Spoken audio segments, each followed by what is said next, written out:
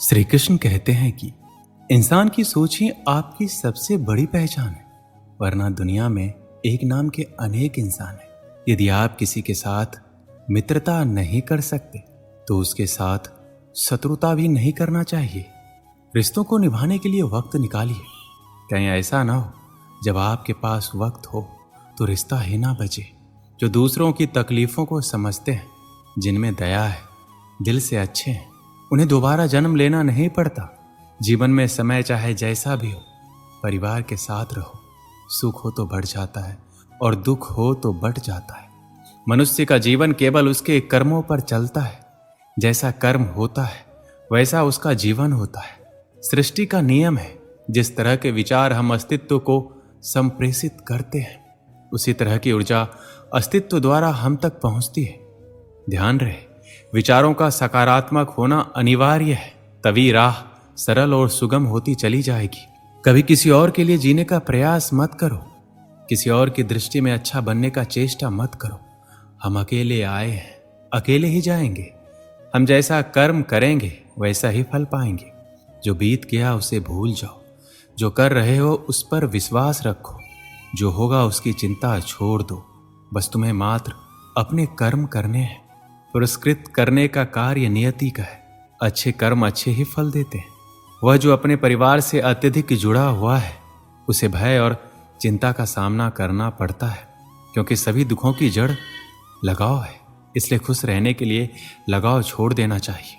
वह जो हमारे चिंतन में रहता है वह करीब है, भले ही वास्तविकता में वह बहुत ही दूर क्यों ना हो। लेकिन जो हमारे हृदय में नहीं है वह करीब होते हुए भी बहुत दूर होता है। वो जिसका ज्ञान बस किताबों तक सीमित है, जिसका धन दूसरे के कब्जे में है, वह जरूरत पड़ने पर ना अपना ज्ञान प्रयोग कर सकता है ना धन। जो लोग परमात्मा तक पहुंचना चाहते हैं, उन्हें वाणी, मन, इंद्रियों की पवित्रता और एक दयालु हृदय की आवश्यकता होती है। लोगों को अपने सपने मत बताओ, बस उन्हें पूरा करके दिखाओ, क्योंकि लोग सुनना कम और देखना अधिक पसंद करते हैं। कामयाब व्यक्ति की सिर्फ चमक लोगों को दिखाई देती है। उसने कितने अंधेरे देखे ये कोई नहीं जानता। यदि सपने सच नहीं हो रहे तो रास्ते बदल लो। सिद्धांत नहीं, क्योंकि पेड़ हमेशा पत्तियां बदलते हैं, जड़ें नहीं। कोहरे से एक अच्छी बात सीखने को मिलती है कि जब जीवन में रास्ता ना दिखाई दे रहा हो तो बहुत दूर तक देखने की कोशिश व्यर्थ है। एक एक कदम चलते जाओ, रास्ता खुलता जाएगा। दीपक का जीवन इसलिए वंदनीय नहीं है क्योंकि वह जलता है, अपितु इसलिए है क्योंकि वह दूसरों के लिए जलता है, दूसरों से नहीं जलता है।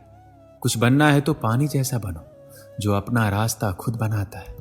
पत्थर जैसा मत बनो, जो दूसरों का भी रास्ता रोक लेता है। विश्वास में वो शक्ति है जिससे उजड़ी हुई दुनिया में प्रकाश लाया जा सकता है। विश्वास पत्थर को भगवान बना सकता है और अविश्वास भगवान के बनाए इंसान को पत्थर दिल बना सकता है। किसी की यादों में घुट घुट कर मरने से अच्छा है कि आप अपनी ताकत को अपने लक्ष्य पर लगाओ और इतने सफल बन जाओ कि एक दिन आपको छोड़ने वाला रोए। जीवन में आपसे कौन मिलेगा ये समय तय करेगा। जीवन में आप किससे मिलेंगे यह आपका दिल तय करेगा। लेकिन जीवन में आप किसके दिल में बने रहेंगे यह आपका व्यवहार तय करेगा। इंसान को खुद की नजरों में सही होना चाहिए। दुनिया की तो छोड़िए, ये दुनिया तो भगवान से भी दुखी है।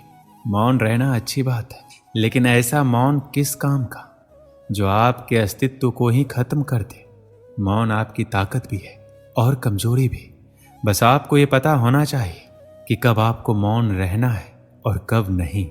समय और जरूरत बदलते ही सबके चेहरे बेनकाब हो जाते हैं। मैंने एक बुजुर्ग से पूछा, आज के समय में सच्ची इज्जत किसकी होती है? बुजुर्ग ने जवाब दिया, इज्जत किसी इंसान की नहीं होती, जरूरत की होती है। जरूरत खत्म तो इज्जत खत्म। सबसे तेज वही चलता है जो अकेला चलता है, लेकिन दूर तक वही जाता है जो सबको साथ लेकर चलता है। परिस्थितियां जब विपरीत होती है तब व्यक्ति का प्रभाव और पैसा नहीं, स्वभाव और संबंध काम आते हैं। जिंदगी में सही लोगों की तलाश मत करो, आप स्वयं ही सही बन जाओ। क्या पता आपसे मिलकर शायद किसी की तलाश पूरी हो जाए। जिंदगी में ये जरूरी नहीं कि हर किसी के साथ रिश्ता हो, लेकिन ये जरूरी है कि जिनके साथ रिश्ते हो वो रिश्ते संभले रहे, वो रिश्ते अच्छे रहे। जैसे सूरज की किरण आते ही अंधेरा अपने आप दूर हो जाता है, वैसे ही ज्ञान की रोशनी होते ही जिंदगी की अज्ञानता के अंधेरे मिट जाते हैं। जिस तरह पैसे कमाना मुश्किल है, उसी तरह रिश्ते कमाना भी मुश्किल है। अगर दोनों को कमा लिया है तो उसे संभाले रखना और भी मुश्किल है। जिंदगी में सच के साथ हमेशा चलते रहिए। यकीन मानिए, वक्त आपके साथ अपने आप चलने लगेगा। आज के समय में अपनी कमजोरियां किसी को पता नहीं चलने देना, क्योंकि लोग कमजोर दीवार को लात मारकर तोड़ने में भी मजा लेते हैं। जिंदगी में सफल बनने के लिए रास्तों के थपेरों से नहीं डरना है, रास्तों की धूल को भी गुलाल समझकर रास्ते में से गुजरना चाहिए। सच्चाई की राह पर चलते हुए भले ही अकेले पड़ जाएं, लेकिन इतना जरूर याद रखना कि सच्चाई की राह पर चलने वालों के साथ भगवान हमेशा होते हैं। जिंदगी में आपने कितनी कमाई की है, यह आपकी दौलत से नहीं, आपकी अंतिम यात्रा में आए भीड़ से पता चलती है। जो चाहो वो मिल जाए, यह इत्तेफाक हो सकता है, लेकिन जो मिले उसे चाहने का नाम ही संतोष है। और जो लोग झूठ और बाहरी दुनिया के दिखावे में रहना चाहते हैं, उनके लिए सच को हजम करना बहुत कठिन होता है। बात चाहे कितनी भी कड़वी हो, लेकिन हमेशा सच कहो, साफ कहो और मुंह पर कहो। जो तुम्हारा होगा वह बात को समझेगा, जो तुम्हें छोड़ देगा वह तुम्हारा था ही नहीं। आंखों से हमें देखने की शक्ति मिलती है, लेकिन लोगों को देखकर परखने के लिए एक लंबे तजुर्बे की जरूरत होती है। कहते हैं दुआ कभी खाली नहीं जाती और बदुआ कभी पीछा नहीं छोड़ती। इसलिए आप जो बोएंगे वही लौट कर आपको मिलेगा। सच बोलने वालों की बातें तीखी और कड़वी जरूर होती है, लेकिन उन लोगों से कभी डरना नहीं चाहिए। एक अच्छा व्यक्ति हमेशा अपने शब्दों और कर्मों से ही जाना जाता है, अन्यथा अच्छी बातें तो पोस्टरों पर भी लिखी होती है। मुसीबत में अगर किसी से मदद मांगो तो सोच समझकर मांगना, क्योंकि मुसीबत थोड़ी देर के लिए होती है और एहसान जिंदगी भर का। जिंदगी के मजे लेना सीखो, वरना वक्त तो तुम्हारे मजे लेता ही रहेगा। दुनिया की सबसे अच्छी किताब हम स्वयं हैं। खुद को समझा लीजिए, सब समस्याओं का समाधान हो जाएगा। अपनी जिंदगी में हमेशा ऐसे लोगों को पसंद करो जिनका दिल चेहरे से ज्यादा खूबसूरत हो। किसी के आने या जाने से जिंदगी नहीं रुकती, बस जीने का अंदाज जरूर बदल जाता है। खुद को इतना कमजोर मत बनाओ कि तुमको किसी के एहसान की जरूरत पड़े।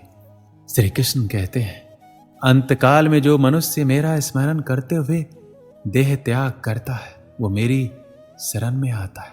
इसलिए मनुष्य को चाहिए कि अंतकाल में मेरा चिंतन करे। एक समय की बात है, एक गांव में एक मूर्तिकार रहा करता था। वह काफी खूबसूरत मूर्तियां बनाता था। इस काम में वह अच्छा कमा भी लेता था। उसे एक बेटा हुआ। उस बच्चे ने बचपन से ही अपने पिता के पास मूर्तियां बनानी शुरू कर दी। धीरे धीरे उसने मूर्तियां बनाना सीख लिया। अब वह बहुत अच्छी मूर्तियां बनाया करता था और पिता अपने बेटे की कामयाबी पर बहुत खुश था और गर्व महसूस करता था। लेकिन जब वह मूर्तियां बनाता तो हर बार बेटे की मूर्तियों में कोई ना कोई कमी निकाल दिया करता था। वह कहता था, बहुत अच्छा किया है बेटा, लेकिन अगली बार इस कमी को दूर करने की कोशिश करना। बेटा कोई भी शिकायत नहीं करता। वो अपने पिता की सलाह पर अमल करते हुए अपने मूर्तियों को और बेहतर करता जाता। इस लगातार सुधार से बेटे की मूर्तियां अपने पिता से भी अच्छी बनने लगी और ऐसा समय भी आ गया, लोग बेटे की मूर्तियों का बहुत ही अच्छा पैसा देने लगे, जबकि उसके पिता की मूर्तियां पहली वाली कीमत पर ही बिकती रही। पिता अभी भी बेटे की मूर्तियों में कमियां निकाल देता था, लेकिन बेटे को अब यह अच्छा नहीं लगता कि कोई उसकी मूर्तियों पर कमियां निकाले। वो बिना मन के कमियों को स्वीकार करता था, लेकिन फिर भी अपनी मूर्तियों में सुधार कर ही देता था। एक दिन ऐसा भी आया जब बेटे के धैर्य ने जवाब दे दिया। पिता इस बार जब कमियां निकाल रहा था तो बेटा बोला, आप तो ऐसा कहते हैं जैसे आप बहुत ही बड़े मूर्तिकार हो। अगर आपको इतनी समझ होती तो आपकी मूर्तियां इतनी कम दाम में नहीं बिकती। मुझे नहीं लगता कि अब आपके सलाह की मुझे जरूरत है। मेरी मूर्तियां बिल्कुल ठीक है। पिता ने जब बेटे की यह बात सुनी तो उसने अपने बेटे को सलाह देना और उसकी मूर्तियों में कमियां निकालना बंद कर दिया।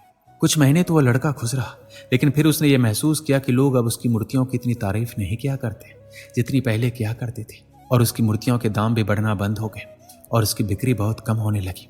शुरू में तो बेटे को कुछ समझ नहीं आया, लेकिन फिर वह अपने पिताजी के पास गया और उनसे इस समस्या के बारे में सारी बात बताई। उसके पिताजी ने बेटे की बातों को बहुत शांति से सुना और जैसा कि उन्हें पहले से पता था, एक दिन ऐसा समय जरूर आएगा। बेटे ने इस बात को नोटिस किया और पूछा, क्या आप जानते थे कि ऐसा होने वाला है? पिता ने हाँ में उत्तर दिया और बोला, आज से कई साल पहले मैं भी इसी हालात से टकराया था। बेटे ने सवाल किया, तो फिर आपने मुझे समझाया क्यों नहीं? पिताजी ने जवाब दिया, क्योंकि तुम समझना नहीं चाहते थे। मैं जानता हूं कि तुम्हारी जितनी अच्छी मूर्तियां मैं नहीं बनाता हूं। यह भी हो सकती है कि मूर्तियों के बारे में मेरी सलाह गलत हो। ऐसा नहीं है कि मेरी सलाह की वजह से कभी तुम्हारी मूर्तियां बेहतर बनी हो, लेकिन जब मैं तुम्हारी मूर्तियों में कमियां दिखाता था तब तुम अपनी बनाई मूर्तियों में संतुष्ट नहीं होते थे और खुद को बेहतर बनाने की कोशिश करते थे। और वही बेहतर बनाने की कोशिश ही तुम्हारे कामयाबी होने का एक बड़ा कारण था। लेकिन जिस दिन तुम अपने काम से संतुष्ट हो गए और तुमने ये मान लिया कि अब इसमें और बेहतर होने की कोई गुंजाइश ही नहीं है, तब तुम्हारी कामयाबी रुक गई। लोग हमेशा तुमसे बेहतर की उम्मीद रखते हैं और यही कारण है कि अब तुम्हारी मूर्तियों के लिए तुम्हारी तारीफ नहीं होती और ना ही उनके लिए तुम्हें ज्यादा पैसे मिलते। बेटा थोड़ी देर चुप रहा, फिर उसने सवाल किया, तो अब मुझे क्या करना चाहिए? पिता ने एक वाक्य में जवाब दिया, असंतुष्ट होना सीख लो। मान लो कि तुम में हमेशा बेहतर होने की गुंजाइश बाकी है। यही एक बात तुम्हें हमेशा आगे बढ़ने के लिए प्रेरित करती रहेगी, तुम्हें हमेशा बेहतर बनाती रहेगी। इस कहानी से हमें क्या सीख मिलती है? इस संसार में कोई भी इंसान किसी भी काम में 100% उत्तम नहीं है। हर इंसान में कुछ ना कुछ कमी जरूर है। हमें इस कमी को अपने अंदर तलाश करनी चाहिए और इससे बेहतर बनाने की कोशिश करनी चाहिए। और इस कमी को तलाश करने के लिए असंतुष्ट होना सीखना होगा, तभी जाकर हम अपने जीवन में आगे बढ़ सकते हैं। दोस्तों, इस वीडियो में बस इतना ही। मिलते हैं अगली वीडियो में। अपना ख्याल रखिएगा। जय श्री कृष्ण।